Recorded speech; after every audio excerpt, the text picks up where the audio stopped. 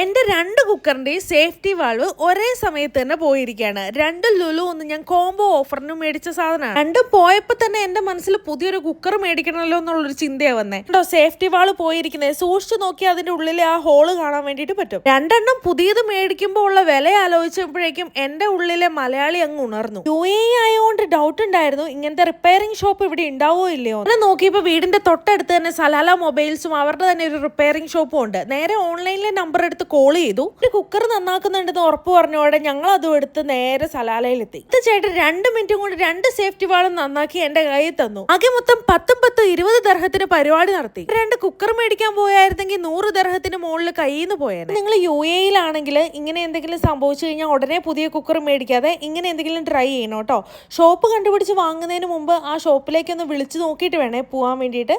കാരണം എല്ലാ ഷോപ്പിലും ഇത് ഉണ്ടാവില്ല കേട്ടോ. പോയ ഷോപ്പിന്റെ ലൊക്കേഷൻ വേണമെങ്കിൽ ജസ്റ്റ് ലൊക്കേഷൻ കമന്റ് ചെയ്താൽ മതി.